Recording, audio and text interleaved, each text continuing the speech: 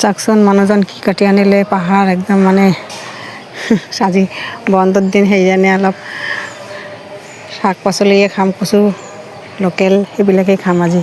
মানুহ বন্ধৰ দিনত মাছ মাংস খাই, আমি আজি আৰু শাক পাচলিয়ে মানে শাক কচু সেইবিলাকে খাম। কচুখিনি আমাৰ নিজৰ ঘৰৰে হয়, নিজে ৰোৱা কচু, আৰু শাকখিনিও ঘৰৰে হয়। এই আগফালে আমি কোৱাটাৰৰ আগফালে আমি ৰুইছোঁ এইবিলাক।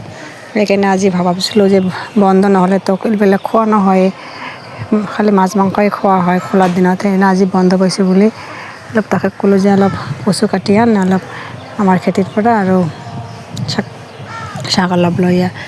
মই সেইকাৰণে যে গা ধোৱাৰ আগত এইবিলাক বাচি কুচি সেই গা ধুম।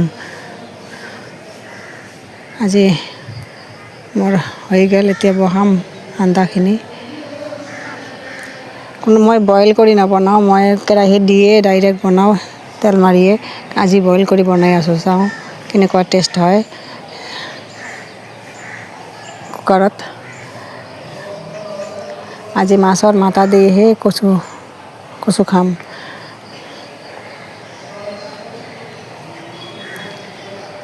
এই মাছৰ মাথা দিহে কচু খাম আজি। মই মানে মাছ মাংসতকৈ কচু শাক সেইবিলাক খায়েই ভাল পাওঁ। আমি অসমীয়া মানুহ সেইবিলাক খায়েই ভাল পাওঁ আমি, টেঙা শাক। সেইকাৰণে অলপ মানুহজনক ক'লোঁ যে অলপ হেল্প কৰি দিয়ে অলপ শাক পাচলিত মোক। মানুহজন আনি কাটি আনি দিলে। কাটাকৈ বেচাখিনি মই কৰিলোঁ বাৰু, ধোৱা পখলাখিনি। মাছৰ মাথা দি আজি টেষ্টি কৰি বনাই খাম। কচু হ'লে আৰু মাছ মাংস দৰকাৰেই নহয়। চলিকেইটা নাখায় না, আমি দুটা মানুহেই খাম। এইফালে শাক ভাজিলোঁ, ঘৰৰে শাক, এইফালে কচু। আজি পেট ভৰাই শাক পাচলি দিয়ে কচু দিয়ে খাম আজি।